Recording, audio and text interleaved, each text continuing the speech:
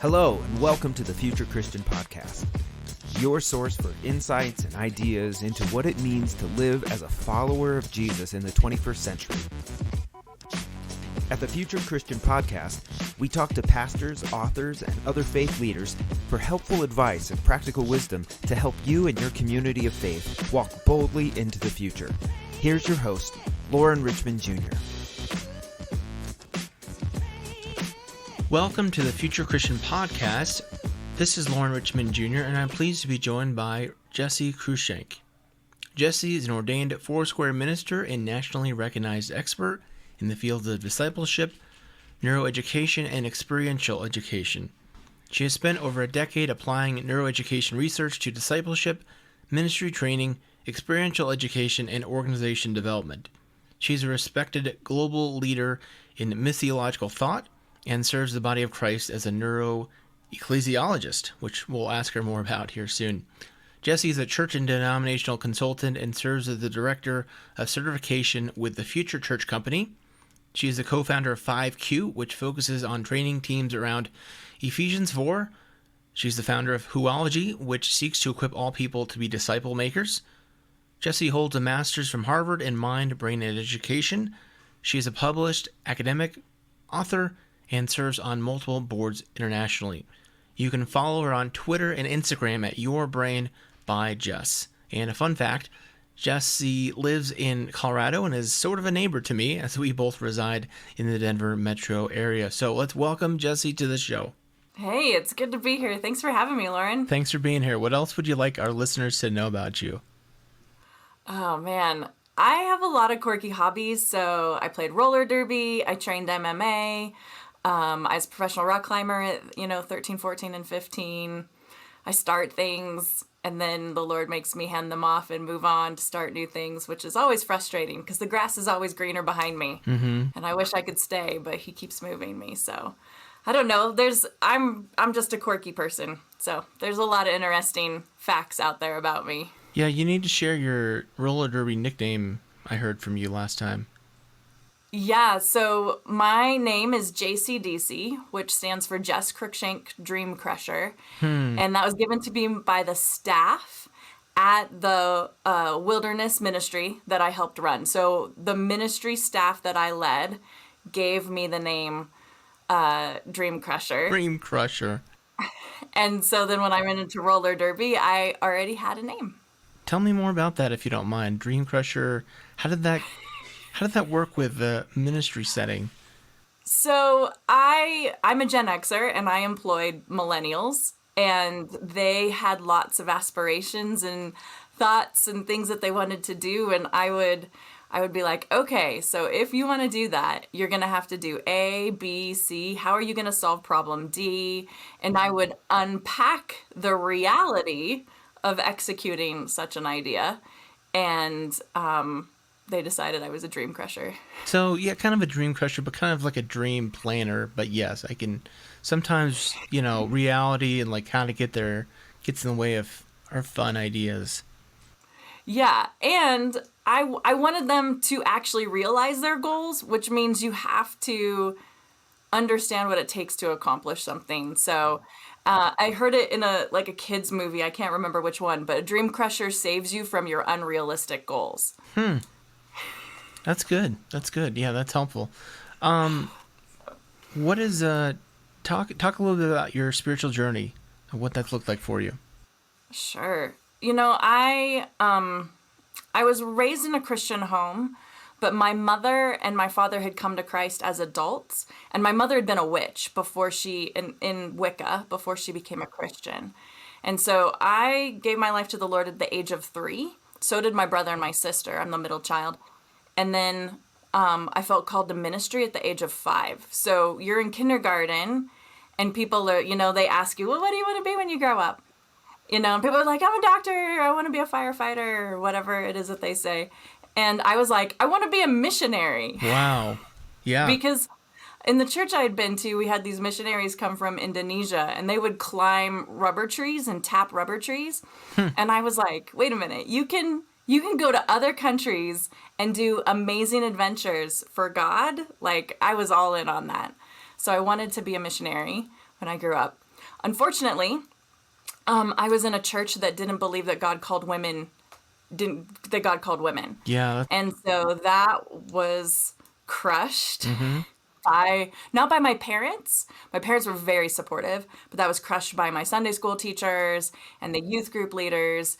The story ends badly with my family getting kicked out, in part because of my call to ministry. And I studied the Bible and I was really good, so I would argue with my Yeah. Sunday school teachers with biblical evidence. That didn't go well. And I also liked fishing more than shopping, so I couldn't participate in any of the youth group activities. Oh, for girls, yeah. Yeah. So I went to college to be a high school teacher, and at the end of my college, at the end of that, the Lord said, "Hey, I really was serious about that call on your life," and I didn't end up going into education formally. I built a ministry that is in Wyoming. It's a Christian wilderness school. So taking that rock climbing and outdoor stuff and discipling other people. So putting those together for a deep immersion experience. So 40 days in the wilderness, backpacking, technical rock climbing, technical snow mountaineering for deep discipleship. Wow. So that's what I built with other people and ran for 30 years. Or not 30 years. Until I was 30. And so then, I think we're the same age, or you're the same age, or else you look way better than me for your age. I don't have children, so I dye my hair. Those two things. They cause you to age less. Yeah. Children, So. for sure. Yeah. Yeah.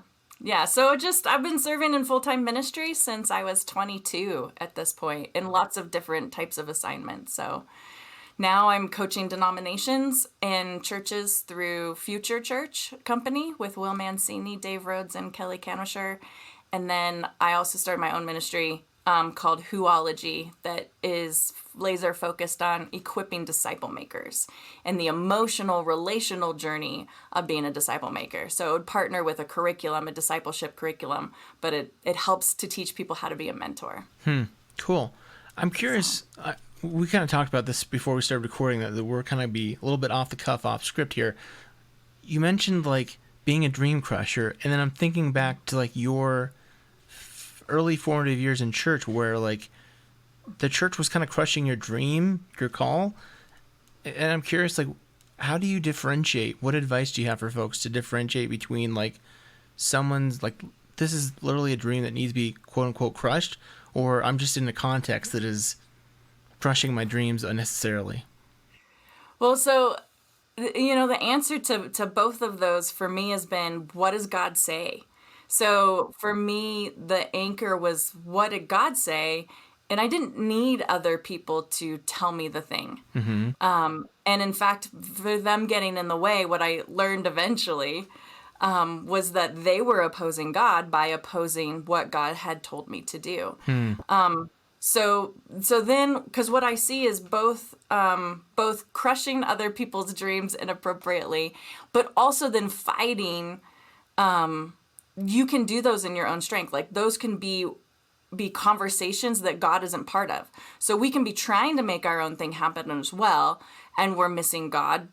And so there's no grace. And God's not codependent, and so he's not going to partner with us in unhealthy ways. He's not going to just give in to our temper tantrums. Yeah. So the way that we find the path of grace is by hearing what God is saying, which is the thing, and then being obedient and walking in that space of grace, which is a thing. But that's what I try to help people with. Because if you're in where God is, then he's going to defend you and he's going to make it happen. And you don't have to be defensive and fight. Yeah, that's good. That's good. I'm not sure if you're familiar with Heather Thompson Day. Mm-hmm. She lives here in town. I don't know her, but she lives here in town. Well, I had her on the pod recently and read her book, and I feel like there's some crossover correlation to what her book's about, that kind of thing too. As much as patience is not my strong suit, I feel like patience is a big thing that you're saying there. Yeah, and her book is right on. every plan I've had for my own life, God has resisted. Hmm. I mean, every single one. I wanted to have a family. I don't have a family. I'm married, but I didn't want to get married. And I didn't want to marry that guy. Hmm. I wanted to be a high school teacher. That door got closed. I wanted to study Antarctic moss in the south of New Zealand. Wow. That door got closed. Like every plan, progressively, every plan I've had for my life, God's like, no. Hmm. And his plan has always been better. Now, I throw my temper tantrum. Yeah. I'm totally a slow learner, but his plans have always been so much better, and they've satisfied parts of my heart I didn't even know I had. So like that whole walk of faith and trust, I'm not good at, Yeah. but God proves himself. So Heather's book is really great on unpacking that. Yeah. Heather Thompson Day, if you're listening, there's some free advertising for you. University Press too. So what have been some spiritual practices that have kind of helped you stay in tune, stay in touch with God as you're trying to discern, what's the right way? What's God's way for you? Oh man, I got it wrong for so long. I thought that you just like told God what you wanted, and then when he didn't give it to you, then that meant you were in sin and he was mad at you. Like that was kind of my programming and my thought process until my mid-30s. Yeah. And it was in that whole 8 years of trying to have babies, losing 4, so I had 4 miscarriages. And just that whole wrestle with God as he was actively, aggressively resisting me in all my areas of life. And some crazy stories on how the lengths he went to resist me are pretty crazy. But what I learned is that I actually have to have a conversation with him that's not transactional. And I had no idea how to do that. Yeah. And so he had to really work hard with me to get me to yell at him, to get me to express my emotions, to get me to own what I felt and say that. That took a lot of time for me. The Psalms were really helpful. Yeah. So at this point in my life, 15 years beyond those lessons, I have a really casual conversation with God going on all the time. And he talks to me back, and I'm like, and I give him opinions. Like, I'm not so overwhelmed that he talks to me back that I don't ask a follow-up question, or I'm not like, well, that's a dumb idea. Like, I tell God he has dumb ideas all the time. And then I tell him I don't know how to do it, so he has to do it. Because he's God and I'm just a person. But other things that are part of my spiritual practice these days are celebration. I celebrate with friends and just have joy, lean into joy at least once a month. And then in COVID, I added in grieving once a month. Like, so I have a ritual for grieving because it just gets so heavy. I also have prayer candles like Catholics because I can't pray for the things that are heavy on my heart like constantly. I actually have to like do work and do things. So I have prayer candles. I have a little shrine. It's not a shrine, but it could be a shrine. Sure, yeah. So I have prayer candles. Yeah, that's great. I especially appreciate you're making space for grief. I think that's one of the hardest things in American culture, white American culture, whatever, that we don't make space for grief. And I think I'm really, I don't know, nervous, if that's the right word, about if COVID ever ends or we feel like we've gotten past it, the kind of the grieving that we're going to just kind of skip over and the consequences of doing that. I also kind of just appreciate your like having prayer candles, because I think like there are some things that I think they're really heavy, and man, do you really want to be praying every day for like, even just for stuff around here, like, oh boy, another like person of color got shot and killed like unnecessarily, like that's a lot to just carry, and I'm sure especially for people of color. So that's a helpful. Yeah, I mean, what I learned in my 8 years of wrestling with God was that I didn't have to convince him of something, like he was holding out on me, or I didn't have to perform and pray enough to like, that's transactional, right? You have every prayer is a deposit in an account that you need to get high enough for God to listen to you. Like the big thing that I learned is that God is gonna be God and do God things, and he's actually in charge of all of history. So like my Trinitarian theology increased because my sovereignty of God paradigm increased. And so like God is actually good and actually in charge of like the big thing. And what am I doing? What faith does it demonstrate if I think God is actually bad and I got to convince him of something good, or that God is holding out and I got to convince him to be generous? Like that means I don't know who he is. And what I learned is that he won't participate with me there, because if he did, it would be supporting and affirming my broken paradigm of him. Wow. So if I say, God, I don't know what to do. You're good, you're kind, and you're in charge. So you be that way here. You solve the problem. You be king of the universe. You be the provision of all things. Because this sucks, and I need you to show up. And I find that that's actually the prayer of faith, and that's what he actually responds to. So my prayer candles demonstrate my intention and my heart, and I trust them to be enough, because at the end of the day, I'm mortal, and he's sovereign, and I need him to fill that space. No, I think it kind of gets back to like something I heard from you earlier. Like it's not about like saying the right words or whatever. Like we might say like, hey, like that's not the right kind of prayer or whatever. And if I heard you right, and I'd agree, like I just don't think that's what keeps God up at night, so to speak. Yeah, and I don't think he's bad. Yeah. Well, this is some great conversation. We're not even into the heart of it yet. So I had a bunch of questions listed out for Jessie to respond to, but I kind of told her like we're just gonna try some stuff off the cuff, because there's some more questions I wanted to ask her as I was thinking about even leading up to this. But there is an article you wrote. I was gonna try to find the title of it. Really recommend. It's called, well, I lost it now. What's the title of that? I think you wrote it for the Send Institute. See if I can find it. I serve on the missiologist council, of the Send Institute. So what should we be measuring? Yeah, what should we be? So if you go to sendinstitute.org/what should we be measuring in ministry, we might talk on some themes, but it's worth checking out for sure. But I wanted to ask you about, I was reading your title, and our listeners here will have heard it already. You have in your title, or in your bio, excuse me, the title neurobiologist, or I can't even say it, neuro-ecclesiologist. So first talk to me a little bit about like what it means to be a neuro-ecclesiologist. Yeah, so it's a word I made up, which is why you haven't heard of it before. So I'm a Harvard trained educational neuroscientist. So I'm from the boondocks of Wyoming. I went undergrad, I got a botany, zoology, physiology, and secondary science education degrees. And then I went into ministry full time.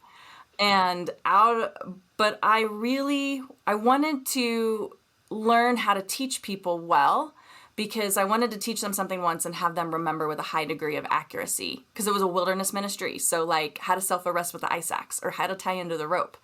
But what that quickly turned into was how to have a conversation in an hour or 30 seconds that changed eternity. Because I didn't know how long I'd have with the students. And so the same brain processes that have a good quality memory, with tying into the rope, they're the same with who we are as people. So I'm not talking about how to memorize effectively. That's a different brain memory system. But the part that is our identity and who we are, I wanted to have that conversation once and have it change somebody's life. So I studied the brain. My dad is a PhD in adult education. We just read a bunch of stuff. I applied it to the practice, and eventually ended up going to Harvard to get my degree, my master's there in mind, brain, and education. So then the Lord called me to denominational ministry into the church. And so I'm a missionary to the church, and what I do is help the church think about how God made us to grow, to change, to develop, and help church systems, because I'm also really great at organizational dynamics. Yeah. So helping church systems with that. So that's what a neuro-ecclesiologist is. There's a couple neurotheologians out there, but I don't have a Bible degree. I don't have a theology degree. Uh-huh. So I'm just super well read. Interesting. So what does it look like, again, in your bio, you write that you apply experiential discipleship, and I'm curious kind of what that looks like and how your neuro learnings inform that. So I care about whether or not people follow Jesus, not whether or not they know Bible knowledge. That doesn't mean I don't care about the Bible. I highly care about the Bible. Yeah. But if you just read it like a book, or you're just about having a clear theologically accurate, pure, whatever your passion is there, understanding of God, you will miss God. And you will think, because the brain just can't be trusted. At the end of the day, this is what I know. The brain and your understanding of the world cannot be trusted. And so when you make the mind of man and the knowledge of God the highest good, you have just made an idol out of your own understanding. And that's why we have so much conflict in the church through these different streams. And what I learned about God is he likes to keep secrets. He has specifically clouded things in mystery and has no desire to make it clear.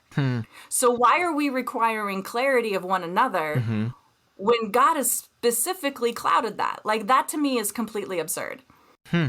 So, and we're missing God because we're not with him where he is. And I always just want to be with him where he is. I don't want to be out here on my own making stuff up just so I have clarity, because that gives me a false sense of security. Because to live in mystery, in intention with one another, requires faith. Yeah. Faith that it doesn't matter if one of us is right and one of us is wrong. Like we're just really children in the kingdom. We're just really children. We don't understand more of the universe than a 4-year-old understands of the world. And so I spent the weekend with friends and their 4-year-old, and he was really excited about the sky, and he was explaining the sky to me. He was explaining trucks to me. He was wrong on like most of it. But it was gorgeous, innocent, beautiful, and I did not correct him. Yeah. And so I see that God doesn't correct us either. How much does God actually correct us? And then when he does, what is he correcting us about? He's correcting us about a motivation of our heart, not our theology about understanding the Bible. Maybe our theology of ourselves. Maybe our theology and our understanding of him. He'll correct us there. But when it comes to all of these things that we're just trying to answer because we've spent 2,000 years studying a book and we haven't asked God his opinion about all those things, and then he's like, I'm not going to tell you. We are still just 4-year-olds in the mystery of the universe, and God is content to let it be so. And so as a neuro-ecclesiologist, I will tell you that experience of who God is, experience of my life as a child of God, and my relationship with you as brother and sister in the kingdom, that's how I actually know what Christianity is for, the value of the cross, the provision of the cross. Like, what is that? How does that actually change the storyline? So I'm really more about union with God than knowledge of God. Not because I don't think about reading the Bible. Please read the Bible. Oh, yes. But just hold your own understanding loosely. I love that you're saying that, because I think, to be honest, I think you and I probably disagree on a lot of theological matters, but I really connect with your point about how do you say it, following the way of Jesus being the thing that's important.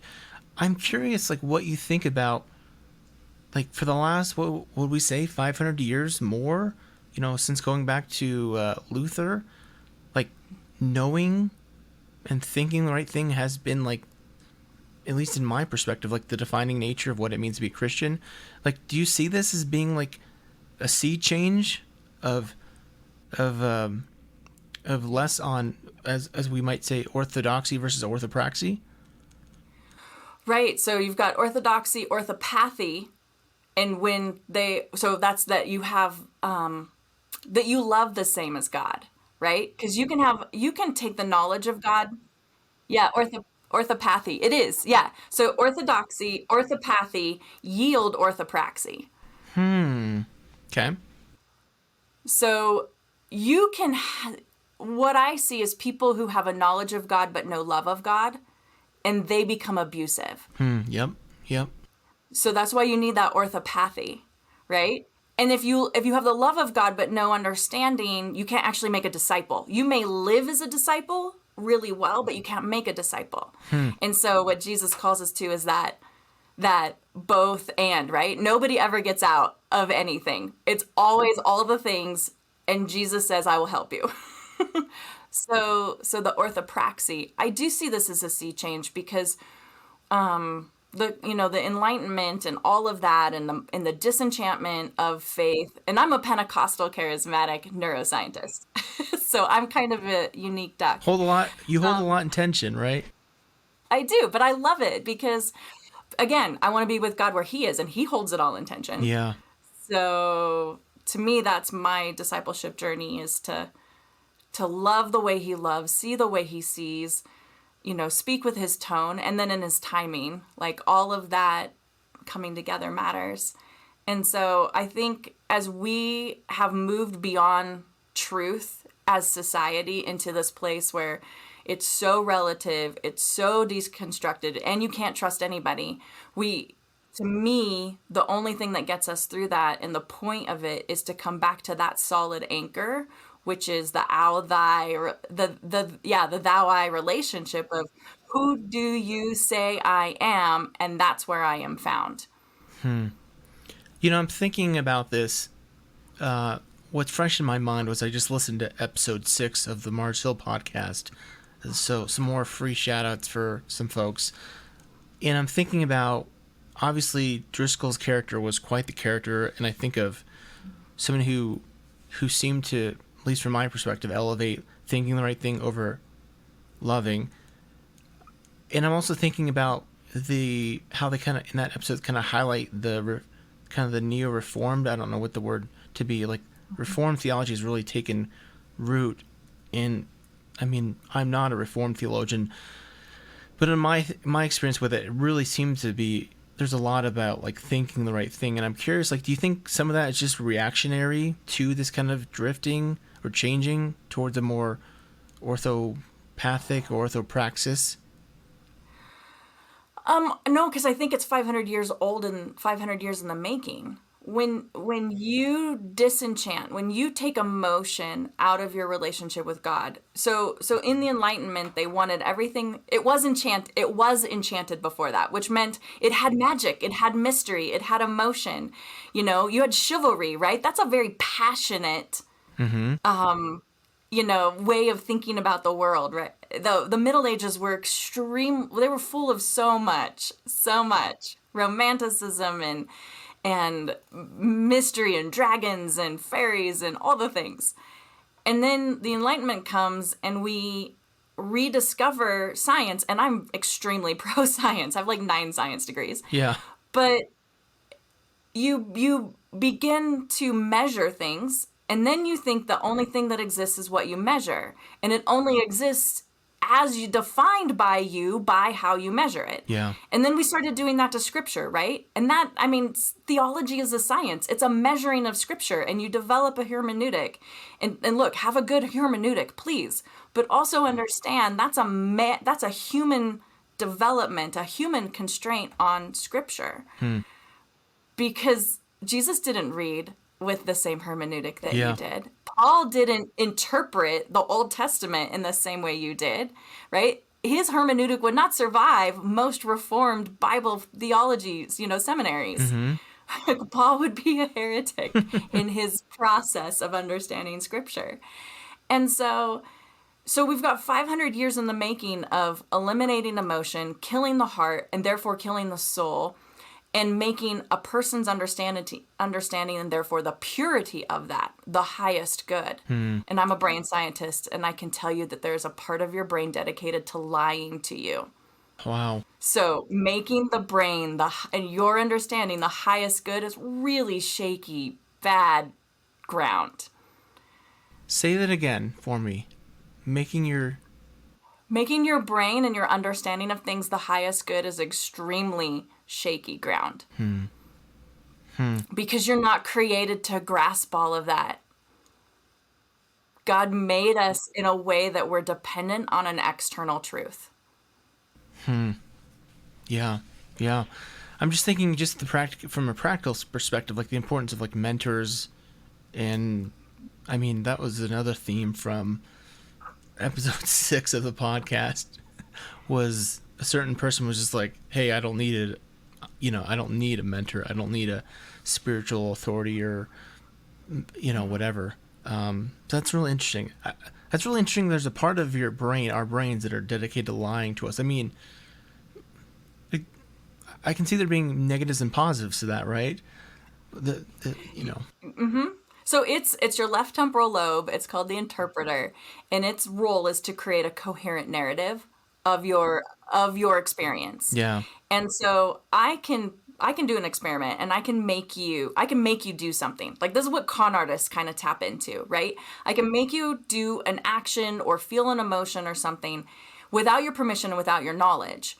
And if I then ask you why you did that, that part of your brain will make something up to fill in the gap, because it needs a full storyline. And so it will fill in the blank with whatever is plausible according to your worldview in order to do that. It will also interpret circumstances through your worldview to make them fit, because you're changing your mind. Metanoia, repentance, is extremely disruptive, body, soul, and spirit.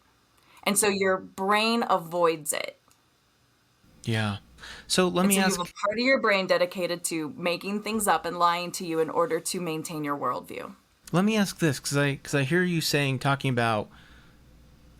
I don't remember exact the wording you used when you started that answer about, like,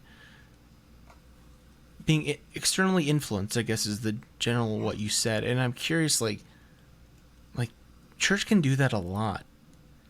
I'm thinking back to, like, getting nerdy into American church history. I'm thinking of, like, Charles Finney.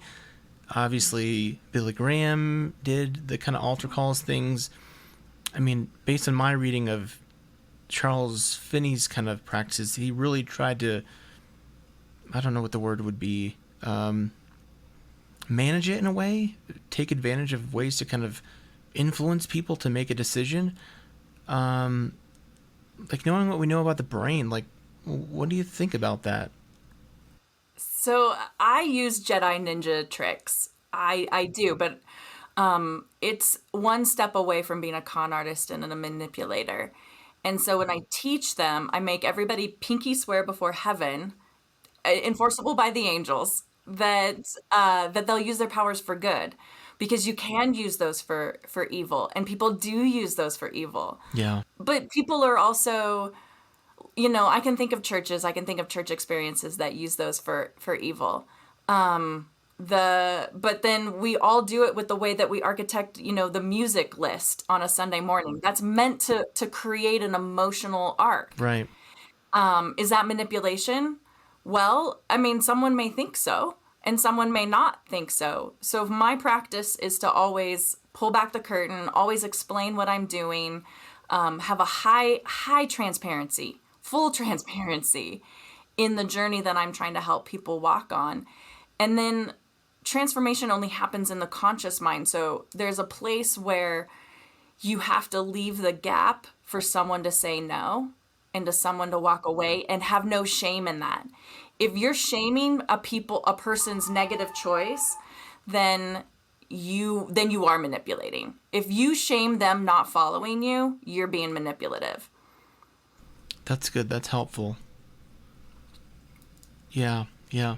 I'm thinking about, as we're recording this, it's August, and of course I guess I can give you some infrared information, or I think this is relevant. Adams County just went to red status for COVID, which is not great.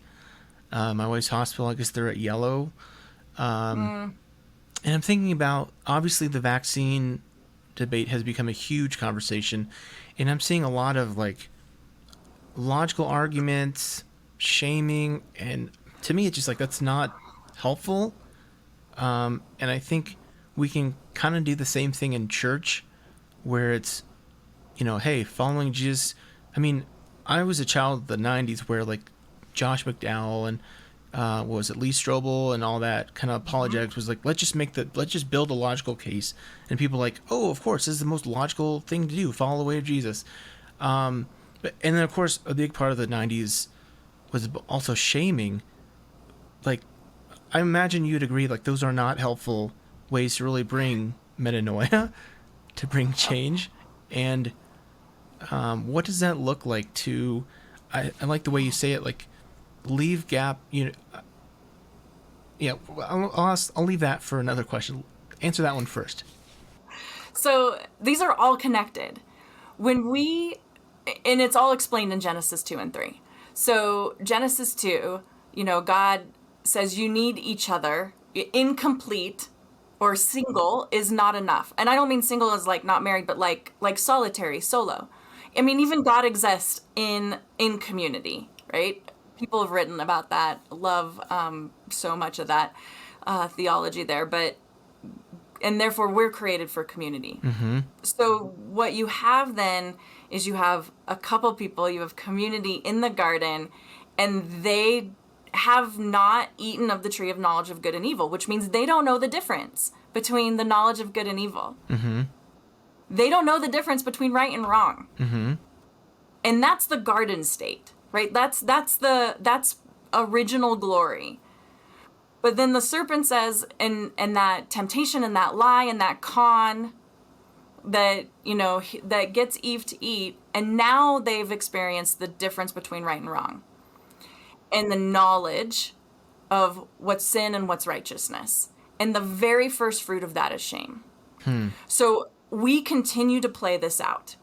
We say, this is right, this is wrong. We hand somebody that without relationship, and that literally creates shame. Shame has a profile in the brain. So if you correct somebody, and if you correct a child, and you yell at them, and then they don't experience relational repair on the back end of that correction, it creates a specific chemical signature in the brain that is the emotional result of pain. The emotion is pain, there's a specific, or shame, the emotional, there's a specific signature for it.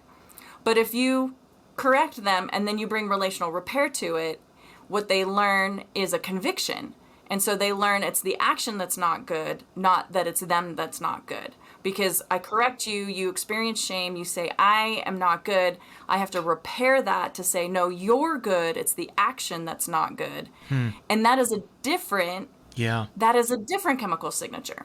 So in the church, we say, you're right, you're wrong, I'm right, you're wrong, and we have no relationship.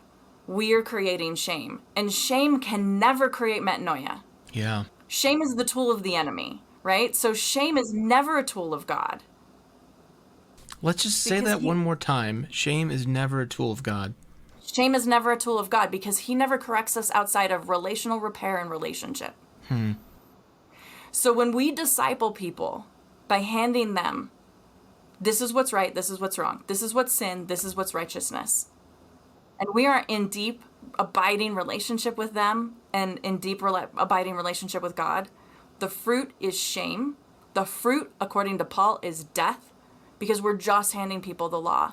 And that's what this mind, this neo-reformed, or whatever, I mean, there's a version of it in almost every stream where we're like, no, it's all about being right and righteousness and having the correct theology and the correct understanding of God. Apart from relationship and full dependence on God, the fruit is shame, the fruit is death. God set it up to fail that path. And we have doubled down. We've put all our eggs in that basket for a long time. And I think what you're seeing with the Mars Hill and this whole thing is the culmination of that unchecked paradigm to its natural ends. Wow, this is a great conversation here. I want to follow up to that question, but there's been another question rattling around in my brain that I have to ask you. I'm seeing this a lot on Twitter, definitely in the left, the left wing spectrum of Twitter, of like this idea. I don't know if I can properly put it into words, but kind of this idea that, like, as I would interpret it, like, you know, everyone's just, I don't know, I wouldn't quite call it like the blank slate type thing, but like, we, just let everybody kind of, how do I say it? Like, if we just throw all the information out there, people will make their own decisions. And I wonder, like, is that kind of like a pipe dream? Like, are we discounting the ways that, like, we influence and are influenced? Does that make any sense? Yeah, it totally. Information will never change somebody's mind. But we've made information the god of transformation. And I come out of education. Education says, well, no, if we just tell them the right stuff and we tell them more of the right stuff, then they'll make the right choice. But, I know I shouldn't eat a cookie, and they do it anyway, right? Information doesn't lead anybody into the path of truth or the path of life. I guess looking at fast food counters, like, it has not stopped me from ordering my Big Mac or whatever, seeing calorie counts on there. Yeah, it doesn't work. And when you put all of your effort there, then you just get louder and louder. People won't make the life-giving choice. People will never make the life-giving choice based on information. We are created to be relational. Relationship is the only pathway that gets us there. People will never make it based on information. No. We're not created to. Okay, I'm processing and writing it down, so that's why it's quiet here. But so these are all connected, right? Right? The fruit of the tree of the knowledge of good and evil will never bring life. The information of what's right and what's wrong will never bring life. Mm-hmm. And so we have to let that go. But in a world without the cross, in the world without a pathway of metanoia, of repentance, that is all you have. And so the church has continued to try to just use these worldly methods to do stuff, and so then we socially shame, right? Cancel culture on one end, fundamentalism on the other, right? So we have these different mechanisms of shaming, which also will never lead to life or transformation. Yeah. I heard it this weekend from a pastor, and I again would definitely identify myself as someone on the left end of the spectrum, but I would agree, like, there's fundamentalism. As someone who grew up in right-wing fundamentalism, there's definitely fundamentalism and shaming on both sides, and I'm not for any of it. Like, I've literally experienced it, growing up in right-wing fundamentalism, and experienced how toxic and, I don't know, just painful it can be. Like, it's not going to help anything. That's my soapbox. Right, because either version, whether it's left or right or whatever, if you say, hey, here's the right way, you don't have a relationship with someone, you don't love them, you're not, you don't have that covenantal, deep, bond with them, the permission to speak into their life and their permission for them to speak into your life. If you don't have that, and you're just like, here's what you should be doing, and then they don't line up with you, and then you shame them, like, you're doing exactly what the serpent did in the garden. And again, I want to be with God where He is. I want to do what He does. I don't want to do what the world does and what the enemy does. So again, I'm hearing, like, relationship is the key through all this. And I'm wondering, like, I feel like as we started out, like, in a 30,000 foot view, and we're diving in here slowly. I don't know if we're gonna have time to, like, get it down to the molecular level, but I'm thinking of like the kind of the standard church weekend experience.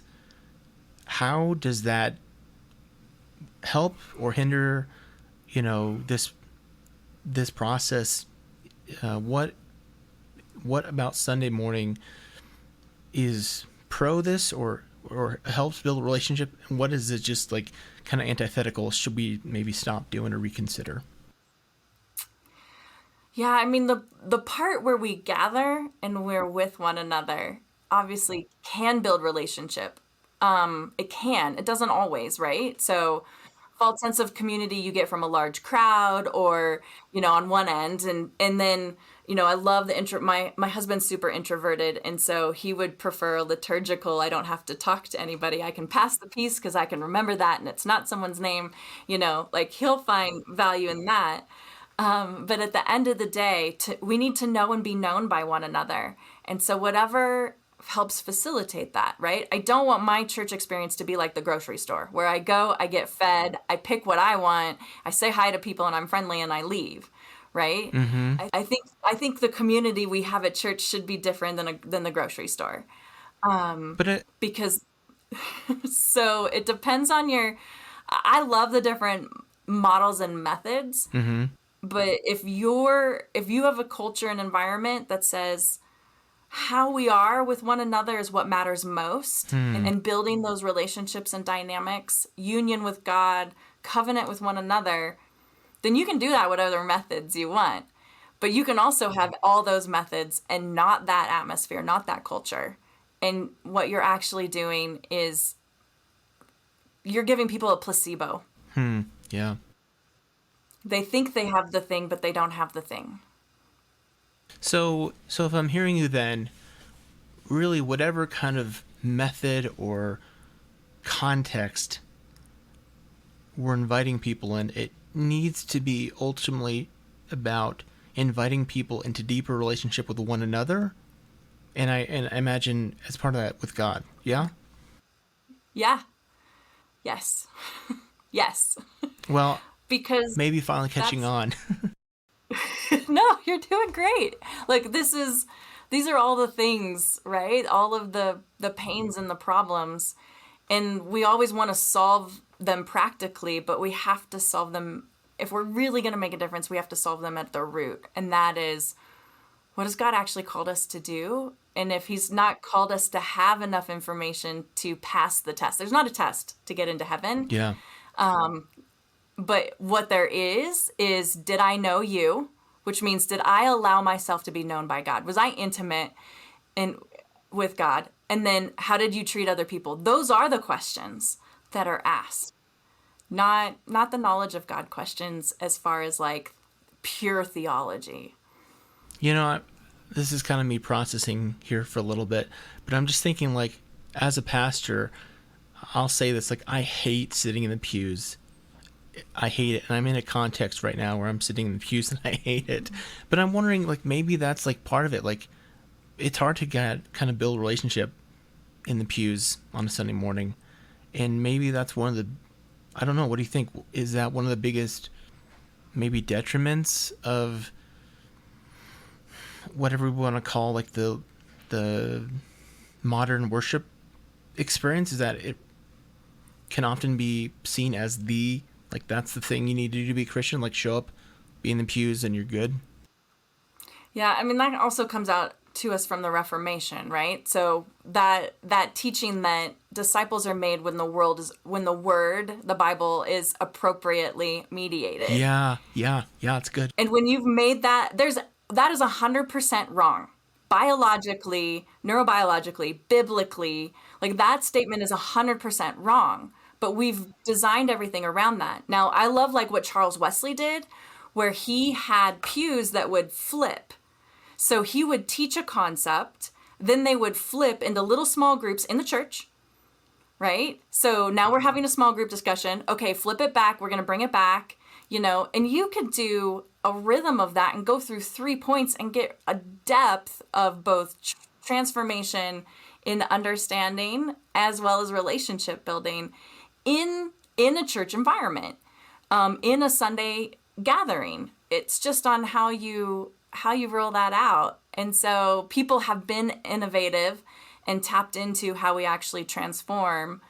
It's just that doesn't look good we lost that in the last 30 years, 50 years. We went a different direction. It's hard to, just the logistics of such would be hard in like a group of 1,000 people to break them into groups I would think in a meaningful, or not meaningful, in a time conscious, in a time context,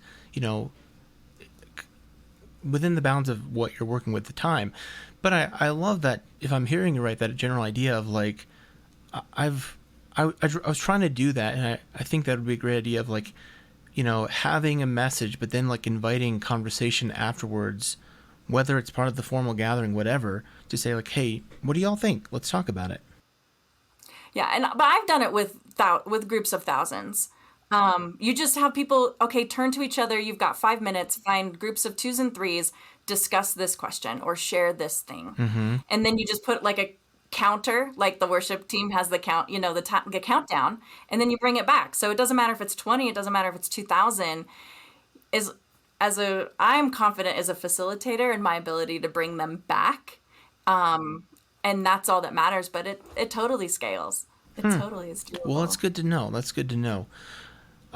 So I'm guessing, like, obviously you're facilitating opportunities to build a relationship there. What else neurologically maybe happens during those kind of conversations that is important?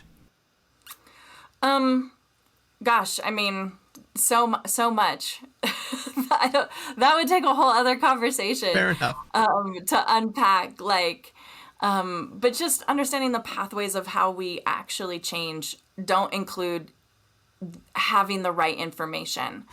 The right information is like third in the whole process, because it's really about relationship, And so I am just hoping as we move forward in this new era of the church that we can actually find a way to get to real disciple making, real passion and union with God. Information doesn't go away because, again, I love the Bible. Theology is awesome, but it needs to take its rightful place, which is usually like third in the priority list. So orthodoxy leads to orthopraxy. And I'd just love to see churches find their own voice and in their theological stream and in their model, whatever that is, just find their way to that so that we can be a people of God that he recognizes and the world recognizes as a people of God. That's what I hope for. I just want to point out for our Methodist listeners, Jessie is going to be working with Methodists perhaps in the future. So you heard a Charles Wesley shout out. So just remember that she's pro Charles. Well, and I come from Foursquare, which is a couple generations down Wesley. And I've worked with the Wesleyan coalition a little bit. So I love Wesley. Us mainlanders can be very loyal to our founders and influencers. Yeah, well, it's true. I promise this will be my last question here before we take a break. I'm thinking about like sacraments. Obviously, Protestants generally refer to them as ordinances or whatever. I think I'm forgetting what the 7 are from the Catholic Church.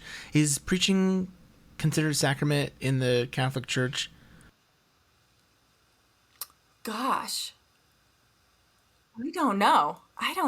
It is in the Presbyterian Church. It's the only sacrament, right? That's what I'm thinking. Like, I don't know if obviously many evangelicals wouldn't use these words, but based on kind of the context of most modern worship services, singing music and then preaching are like the two sacraments, so to speak. Do we need to utilize, I'm not sure even the question asked, other kind of means of grace, and I know I'm getting really loaded here theologically in my question, to help people experience God? Yeah, but I think that there's some great writings out there that can help us do that, right? Martin Buber, I'm a huge fan of Balthasar, Hans von Balthasar, who was Catholic and did talk about different types of ways that grace is mediated. I think if anything, the evangelical church has stripped so many of those out that the only way grace is mediated is their pastor, which is why there's so many, although theologically they would say, no, the priesthood of all believers, yeah. And that conviction stands in great contrast. That's why the praxis is so weird, because without those structures and teaching around those structures, they end up default in the pastor, and that that kills pastors too, because that's a huge weight to put on a pastor's shoulders from the congregation, and why they're working 100 million hours with people who are thankless, and maybe get an attaboy or attagirl. Well, no, probably not an attagirl, but anyway, an attaboy, it's eating them alive too, because they're not created to be the mediator of grace, and most of them don't want to. Most are not, like Mark Driscoll. Most are amazing, humble, lost humans who are just trying to be faithful to the call of God in their life. So they're set up for failure by that system as well. So my heart for pastors is huge, because I think it's a job description crafted in hell, literally. And I just want to help them find the space of grace. Wow. Well, I do want to do this just before we take a break. I just wanted to affirm, I can only imagine as a female working in spaces that are often male dominated, how challenging that can be. So just blessings and peace, and then keep up the good work, I guess I'd say. So Oh, thank you. let's take a break, and we'll come back with some closing questions. All right, we're back with Jessie Cruickshank. Getting that name right here finally. The closing questions, you can take as seriously or not as you'd like to, but if you're Pope for a day, what does that day look like? What do you want to do? Oh my gosh, that sounds terrifying. So I think if I were Pope for the day, I think I would just give it over to Jesus, which sounds like a super cop-out answer, and it probably is. Because, I don't know. I would eat Italian food all day. I love Italian food. Maybe I would build myself a house in Italy, or get a house in Italy. Yeah. 'Cause I love that country. But I just love the diversity of humanity and the diversity of the body of Christ. So could I make all of it okay and say it's all legit? I might do that. Yeah. Pope can do that. You're kind of defining what Pope can do, so Pope can do that. A theologian or historical Christian figure you'd want to meet or bring back to life? Yeah, I mentioned Hans Urs von Balthasar, and I'd love to meet him. And then the gal who actually inspired him, who he wrote stuff for, and her name is Adriana von Speyer, and I would love to meet her, because she was actually like a Catholic mystic. And she just had some experiences with God that I would love to just hear those stories. So the two of them, I get two? I'm still Pope for the day. I can bring back two. Yeah. You have to email me the spelling of those names, because I've... Sure. What do you think history will remember from our current time and place? I think that they'll remember it as a dark period, that we had lost the plot for 30 to 50 years. But that we're getting it back. Like I do really believe we're entering a time of renewal, where we'll correct that, mind of man being the highest good kind of thing. I think there's some good correction coming, but the last chunk has been really dark, and we've really missed God. We've really missed the heart of God. But he's faithful. And so, yeah, that's what I think that they'll see in this time period. Awesome. What are your hopes for the future of Christianity?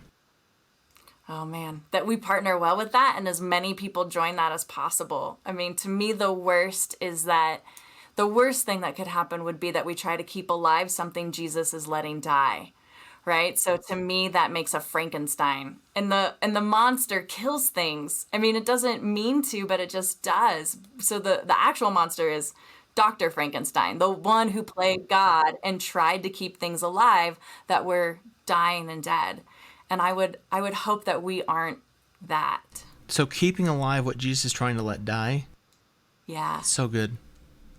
Writing that down. Horror stories. People have lived these horror stories. I'm sure someone right now is thinking of it. You read that book, right? Frankenstein? Mm-hmm. Such an interesting story. All right, well, where can people find out more about you? Yeah, so I'm available in a few different places. I have a website with my nerdy stuff called Your Brain by Jess, also my Twitter handle. and my Instagram, although I'm not very good at Instagram. I have my own ministry on disciple making called Whoology.co, and you can go there. And then for church consulting, denominational consulting, and coaching, I work with the Future Church with Will Mancini and Dave Rhodes and Kelly Canwisher, and so you can reach me through them. So, well, different pathways. Yeah, this has been a great conversation. Appreciate your time so much, and may God's peace be with you. And also with you. Thanks for joining us on the Future Christian Podcast. To learn more about Lauren or the podcast, visit future-christian.com. One more thing before you go. Do us a favor and subscribe to the podcast. And if you're feeling especially generous, leave a review. It really helps us get the word out to more people about the podcast. The Future Christian Podcast is a production of Torn Curtain Arts and Resonate Media. Our episodes were mixed by Danny Burton, and the production support is provided by Paul Romig-Levitt. Thanks, and go in peace.